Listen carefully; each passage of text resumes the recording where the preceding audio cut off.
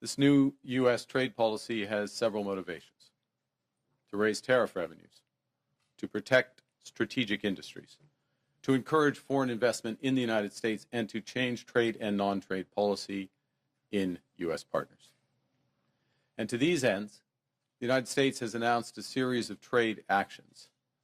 Those began near the start of this year with the so-called IEEPA tariffs against Canada and Mexico based on U.S. concerns about the border and fentanyl trafficking. Those were quickly followed by reciprocal tariffs on every U.S. trade partner and very high sectoral tariffs applied globally on strategic industries, including steel, aluminum, autos, and copper. The United States has also imposed substantial trade actions on the Canadian lumber industry. Now, in recent weeks, the United States has agreed a series of trade deals with a variety of countries. And these deals have several aspects in common. First, baseline tariffs that cover a broad range of goods and services that are substantially higher than those U.S. tariffs that existed before. In fact, the average U.S. tariff rate on the world has jumped from just over 2% at the end of last year to almost 16%, 8 times higher, 16% currently. Those trade deals with other countries also have limited or no relief from those sectoral tariffs in those strategic industries such as steel and autos.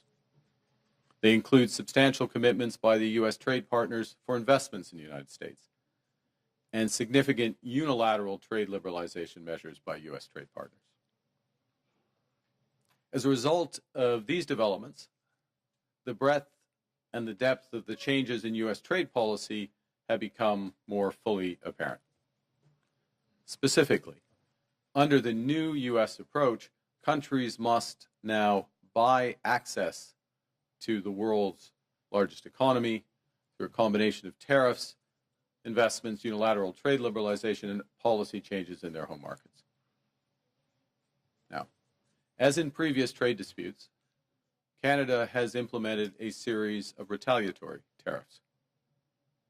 Their objectives have been to protect Canadian workers and businesses and to incentivize a negotiated settlement with the United States. Few other countries followed suit. In a positive and very important development earlier this month, just a few weeks ago, the United States reaffirmed a core commitment to our free trade agreement, CUSMA, by reinforcing that those Canadian exports to the United States that are compliant with that agreement, that are compliant with CUSMA, will not be subject to U.S. IEEPA tariffs. Now, there's a lot of acronyms in that paragraph, so let me try to summarize what that actually means. As a result of that decision by the United States, the actual U.S. tariff rate on Canadian goods is 5.6%. Compare that to the 16% global average. That remains the lowest amongst all of the United States trading partners. And more than 85% of Canada-U.S. trade is now tariff-free. So let's be absolutely clear. Canada currently has the best trade deal with the United States. And while it's different from what we had before, it is still better than that of any other country. So as we work to address outstanding trade issues with the United States, it's important, it's vital. We do everything we can to preserve this unique advantage for Canadian workers, Canadian businesses. And doing so will require both building on a soon-to-be revised CUSMA, our free trade agreement with the U.S. and Mexico, as well as developing a new form of trade and security partnership with the United States. In this context, and consistent with Canada's commitment to CUSMA, I'm announcing today that the Canadian government will now match the United States by removing all of Canada's tariffs on U.S. goods specifically covered under CUSMA. Soyons clairs. Le Canada Let a me be en clear. ce moment le meilleur accord At commercial this time, avec les États-Unis. Canada has the best free trade Oui, agreement with the il est US. différent des accords du passé, mais Yes, il it est is different déjà mieux from past que agreements, ce que les but États-Unis it ont is conclu already avec better tout than autre what the pays. US has with every other country.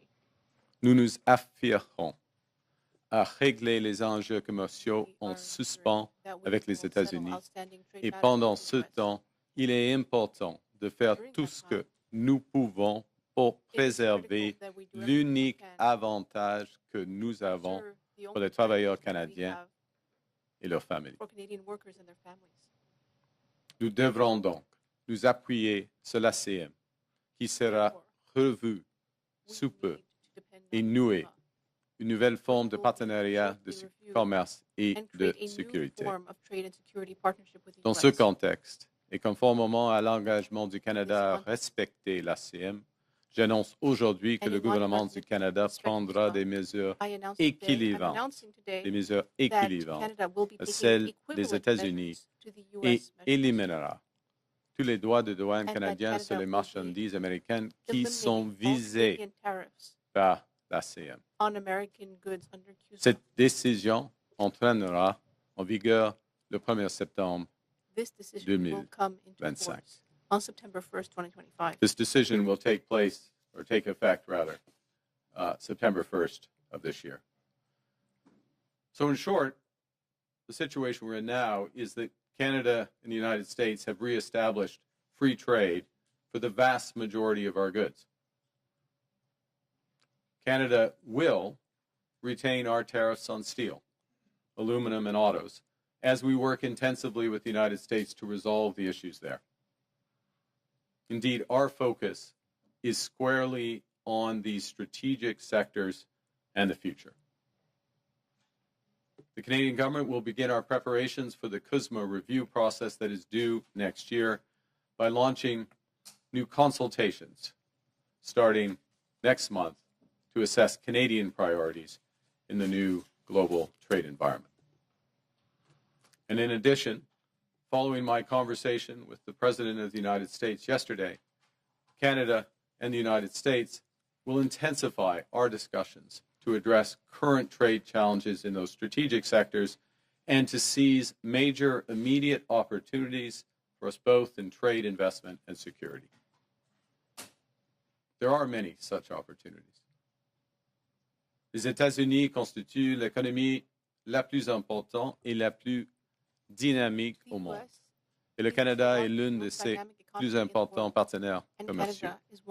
Le Canada est le deuxième investisseur étranger en importance aux États-Unis et bon nombre de nos entreprises sont essentielles aux chaînes d'approvisionnement complexes qui stimulent la compétitivité américaine. Le Canada entreprend une transformation de ses capacités militaires de sécurité pour défendre les Canadiens et les Canadiennes, des investissements qui créeront de nombreuses occasions d'établir de nouveaux partenariats en matière de défense et de sécurité. As we develop our new trade relationship with the United States, Canada will continue to take all measures necessary to support Canadian workers, our businesses, and our consumers. To address challenges in strategic sectors from agriculture to autos, the Canadian government will soon announce a new comprehensive industrial strategy that protects Canadian jobs, boosts Canadian competitiveness, buys Canadian goods, and diversifies Canadian exports. In parallel, we are focused on building our strength here at home, building Canada strong. The Canadian government will soon select the first in a series of new nation-building projects that will connect and transform our economy. We will catalyze investment and create higher-paying careers through our new defense industrial strategy. We'll transform Canadian strategic sectors that are being severely impacted by U.S. trade. We'll work to double the pace of home building in Canada, and in the process, create a new Canadian housing industry. And we will develop new and stronger partnerships throughout the world. For decades, as a result of a series of trade agreements, starting with the Free Trade Agreement of the 1980s, the Canadian and the U.S. economies have become steadily more integrated, continually more deeply connected. As I've emphasized in recent months, that steady process of integration is now over. As a result, some of our historic strengths have become vulnerabilities. We can and must adapt to this new reality. That means concentrating on trade, investment, and security partnerships that preserve our sovereignty. And it means striking new trade deals that are robust to different economic circumstances, different governments, because of the mutual benefits to both countries. In all these ways, Canada will move from reliance to resilience, building our strength at home, developing new markets abroad, creating new opportunities for Canadian workers and businesses as we build the strongest economy in the G7. And with that, I look forward to your questions. Thank you. Thank you, Prime Minister. We will go to the room for one question and one answer. We will have 20 minutes for questions. We'll start with Valérie Gamache from Radio-Canada. Bonjour, Monsieur le Premier ministre. Bon vendredi après-midi. On comprend que depuis le début de l'été, vous avez fait plusieurs concessions. Il y a eu la taxe numérique, il y a eu le 5 % la cible de l'OTAN qui a été haussée.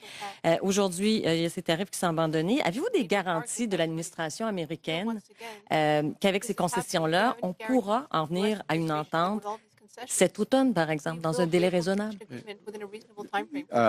Merci pour votre question. OK. En ce qui concerne le temps, on verra.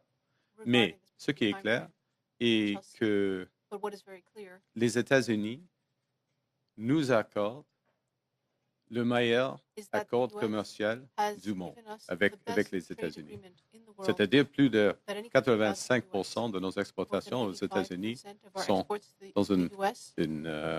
dans l'état de libre-échange. Ce qui est important maintenant, c'est le secteur stratégique. Et maintenant, aujourd'hui, le gouvernement du Canada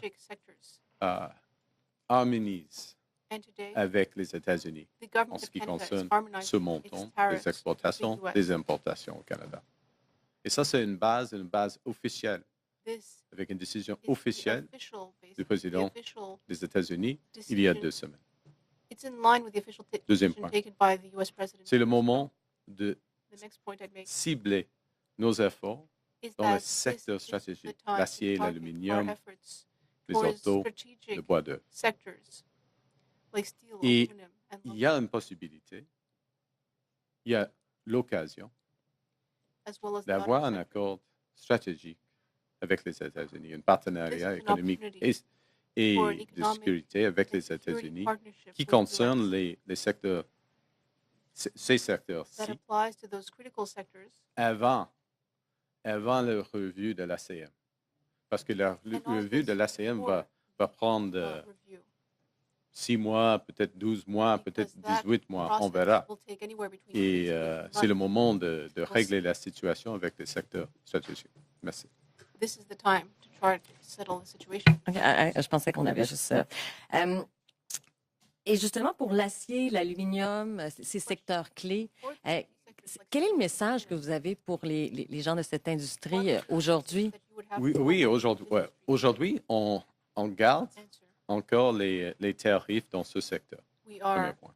Deuxièmement, nous venons de mettre en œuvre des initiatives, par exemple pour le secteur de l'acier, la liquidité pour les entreprises, le capital afin de renforcer la compétitivité des entreprises canadiennes, les nouveaux programmes d'approvisionnement pour l'acier canadien, des mesures pour les travailleurs dans le secteur de l'acier, par exemple. J'ai fait une annonce à Hamilton il y a 3 semaines.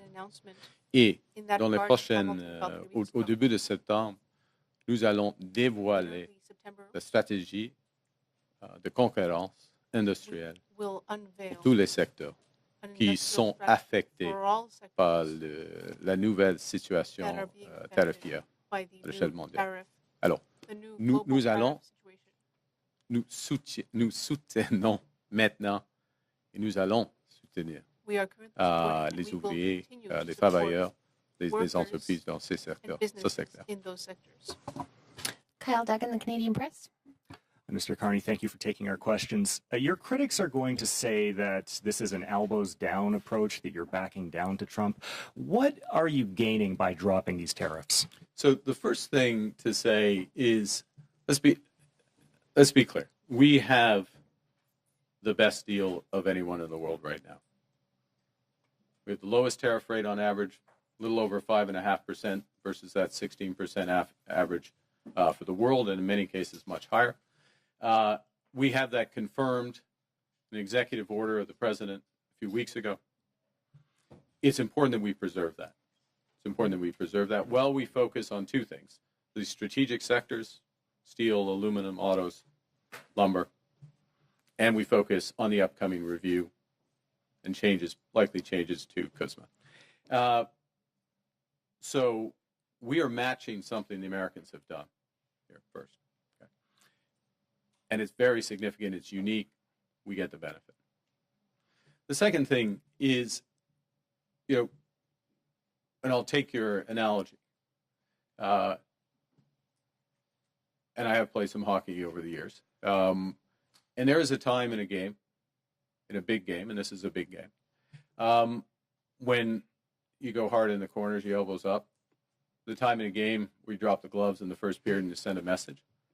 And we've done that pretty uniquely in the world. We happen to have the best deal with the Americans right now. I know. But there's also a time in a game where you want the puck, you want a stick handle, you want to pass, you want to put the puck in the net. And we're moving later into the game, and we're at that time in the game. And that's where the engagement is. Thank you. And the German government says that you're going to Berlin next week. Can you tell us why you're going to Europe and what you're hoping to accomplish there? I'm very much looking forward to meeting with the Chancellor, members of his cabinet, a number of German businesses next week, next Tuesday.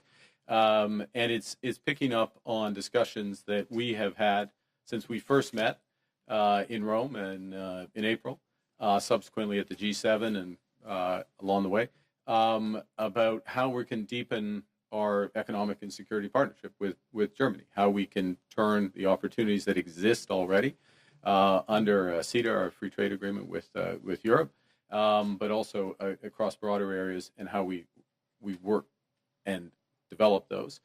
So I have a broader delegation with the Minister of Natural Resources, for example, will be there. The Minister of Defense will be there. The Minister of Industry will come as well, because there's a broad range of areas from critical minerals to energy and defense and security where we are intensifying our discussions with Germany. Many opportunities. As I say, it started in the spring, moves with this meeting. We have a good partnership. Canada has a good partnership with Germany. It's been built up over the years, but it can be much, much better. And I'm confident that with this Chancellor and the focus of our government that it will be. Thank you. Mackenzie Gray, Global. Good morning, or good afternoon now, Prime Minister.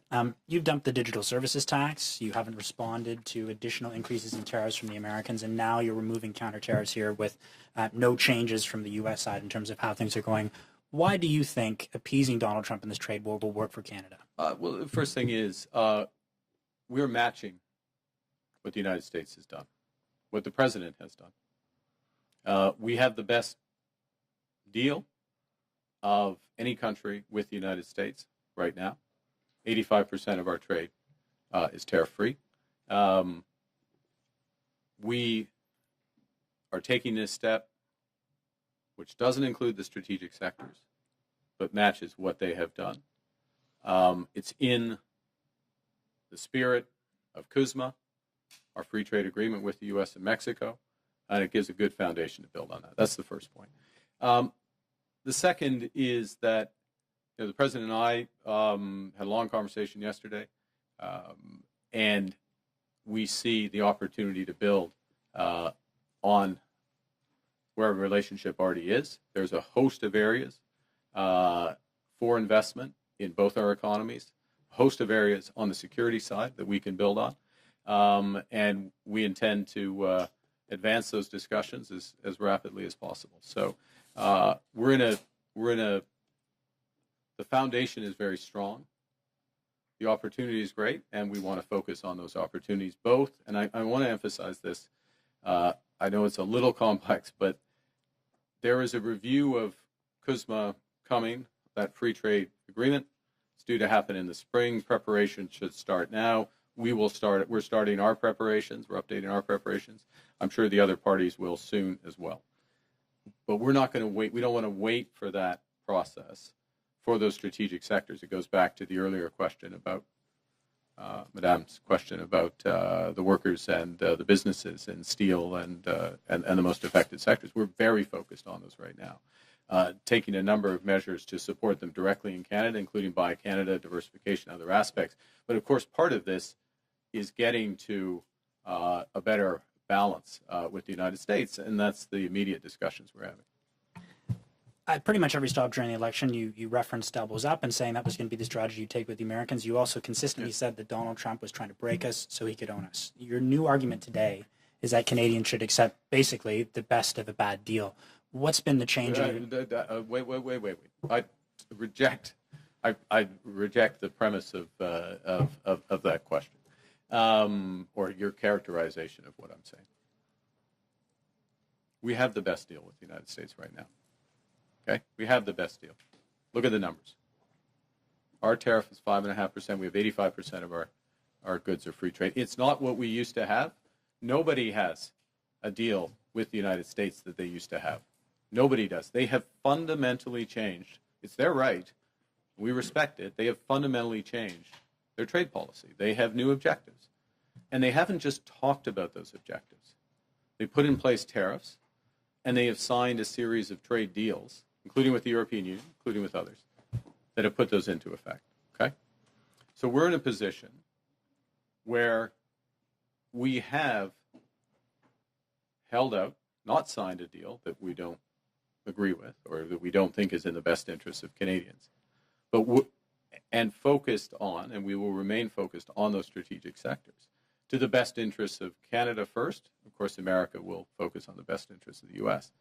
But we do so from a position where we're respecting, with this decision, we're respecting our agreement with the United States, and we are matching what they have done. That puts us in a good position for the next phase of these negotiations. Rachel Haynes, CTV. Hi, Prime Minister. Hi. Rachel Haynes from CTV. I'd like to ask you a little bit more about what you're saying about this matching the U.S. deal or what U.S. has put on Canada.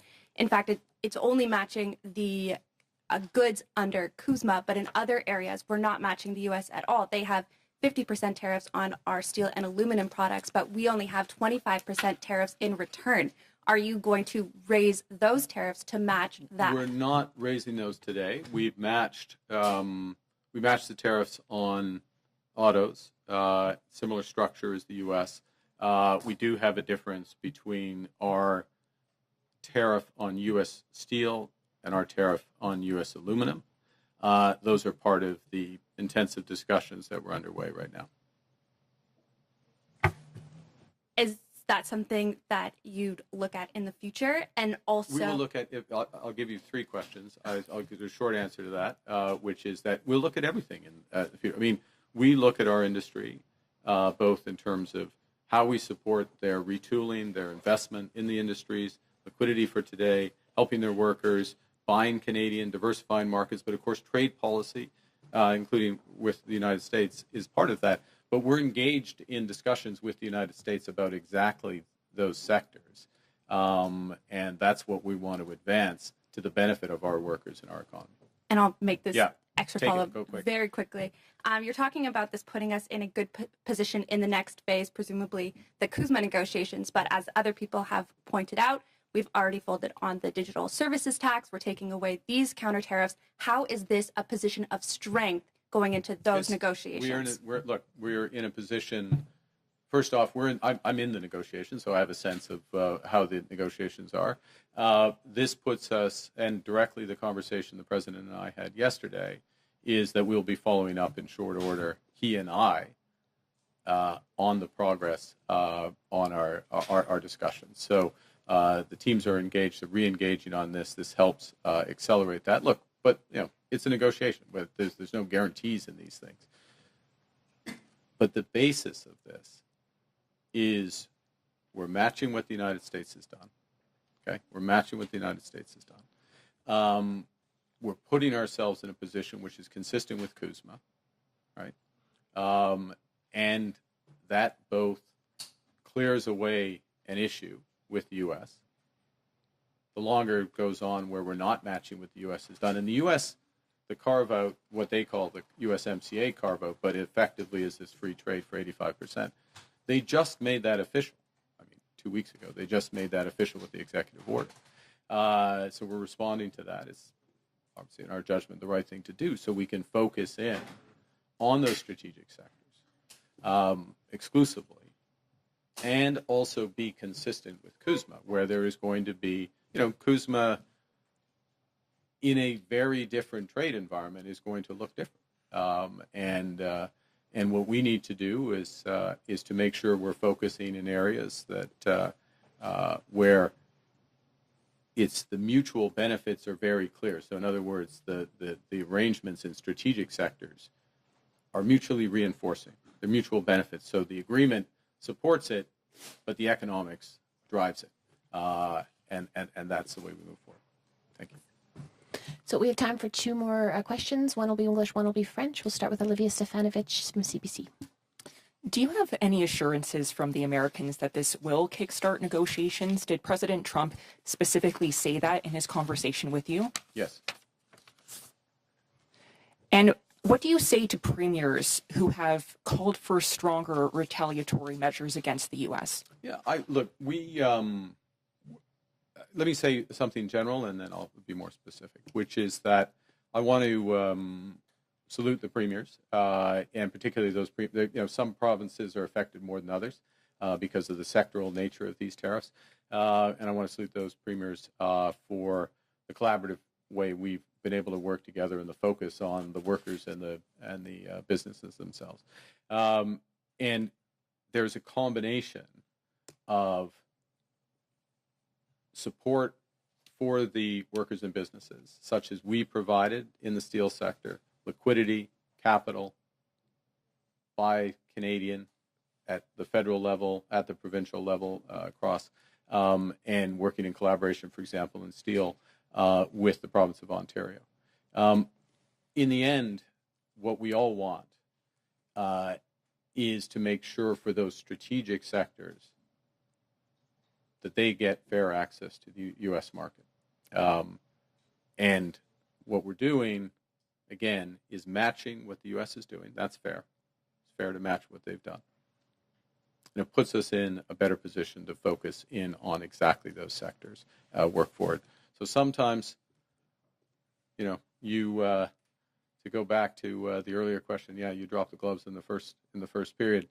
When you're late in the game, dropping the gloves and taking the extra penalty might not be the best thing to do. And that's the situation we're in now. And our last question will come from Olivier Boisé from TVA.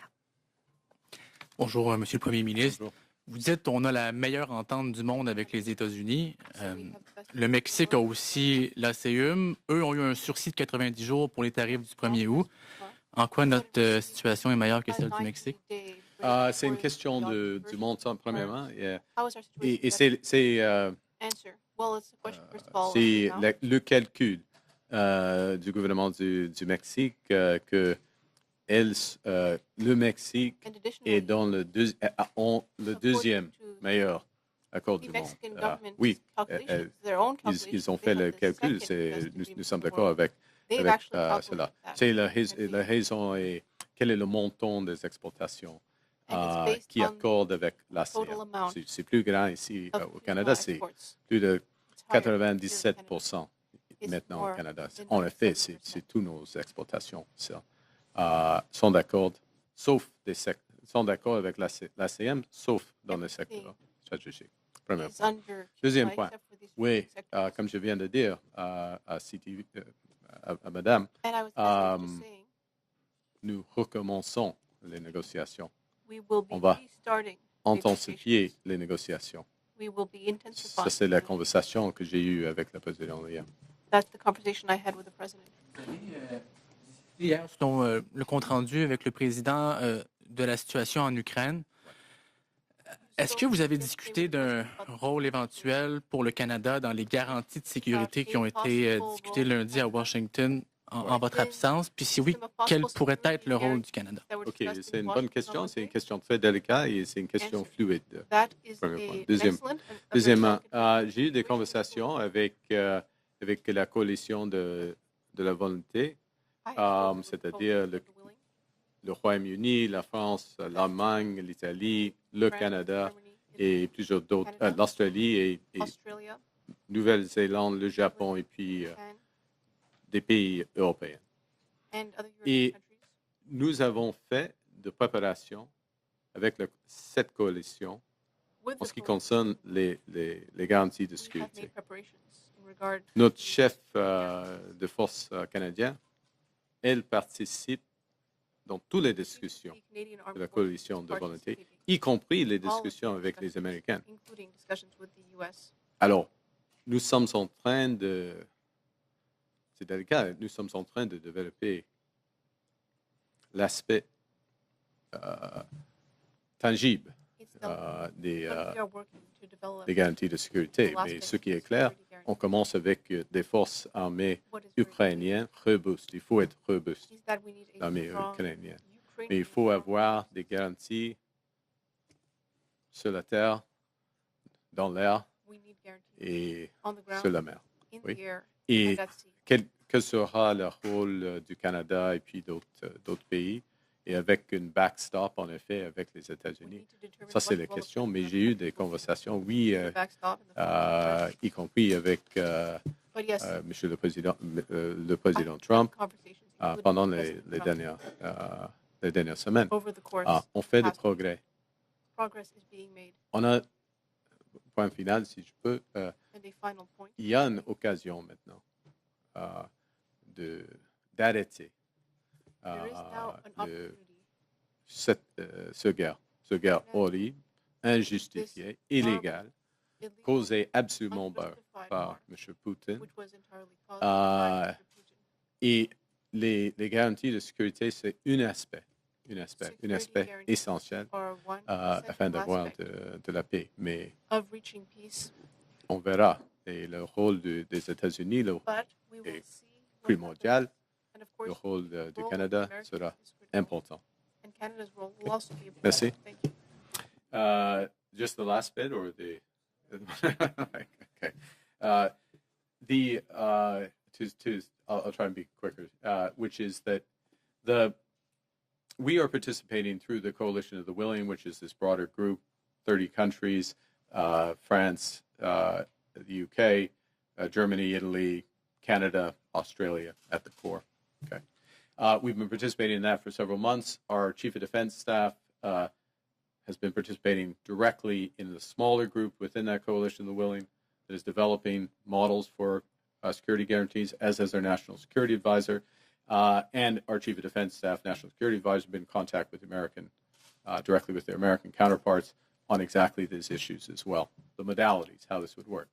It's a fluid situation. It's a delicate situation, so I'm not going to describe specifics, except to say that obviously it starts with any security guarantee starts with a robust Ukrainian army, and that means weapons, that means training, that means viability, and we're talking about after some cessation of hostilities. Secondly, it means that there has to be security on the land, in the air, and in the sea. There's a role potential for the members of the coalition to provide support for all of those elements. We'll see what role Canada might play within that, within a broader group. And of course, there's an essential role of the United States as a backstop to whatever's provided through the coalition of the willing and by the Ukrainians. As well, I finished by saying that the actions of the United States are fundamental, they're essential. The actions of the president have created an opportunity for peace and the end of hostilities in this senseless war, this unjustified war, this war entirely caused by Putin's aggression. And security guarantees are one element of that. Shockingly, I repeated myself. The U.S. being essential there.